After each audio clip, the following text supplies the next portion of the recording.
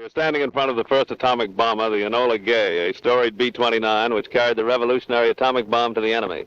Gathered here are a group of key men representing both the project personnel in the theater and the Air Corps. It was this group and this airplane which outmoded present warfare.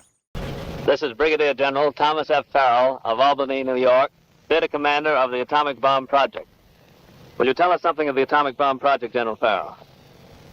I know I speak for every man and woman of the huge throng who worked so long and so faithfully on this great, fantastic Fairyland project, which has had such a tremendous impact on the war against Japan.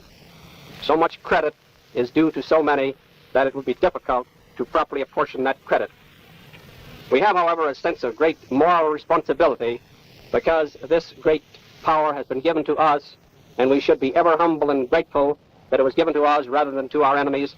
And all of us who have had a part in its development and in carrying out its use should dedicate our strength, our wealth, our brains, and even our very lives to see that it is always used for good and never for evil. This is Colonel Paul Tibbets of Miami, Florida, commander of the atomic bomb group. Colonel Tibbets, will you tell us some of your reactions over the target?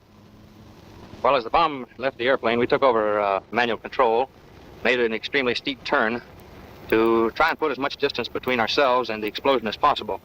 After we felt the explosion hit the airplane, that is the concussion waves, we knew that the bomb had exploded, everything was a success, so we turned around to take a look at it. The sight that greeted our eyes was quite beyond what we had expected, because we saw this cloud of boiling dust and debris below us with this tremendous mushroom on top. Beneath that was hidden the ruins of the city of Hiroshima. This is Captain William Sterling Parsons, United States Navy, of Fort Sumner, New Mexico. Captain Parsons made the original trip with the atomic bomb ship Enola Gay as weaponeer. He is in the theater as scientific head of the atomic bomb project. Captain Parsons, will you tell us briefly the story of your trip from takeoff to target? After a photographing session that made us feel like a Hollywood premiere, we got off at about 3 o'clock in the morning in the darkness and headed for Iwo Jima, which we reached about sunrise. We made certain adjustments and tests on the bomb during that flight. We then headed for the Empire, and the weather improved as we went along. We felt that it was our lucky day, and we knew it was as we made the final approach toward Hiroshima, which the navigator hit right on the button. Bombardier took over, identified the target, and everything went with perfection not approached in the rehearsals. The bomb was finally released exactly at the designated hour, and the explosion occurred as planned. This is Captain Theodore J. Van Kirk of Northumberland, Pennsylvania, Colonel Tibbets' navigator.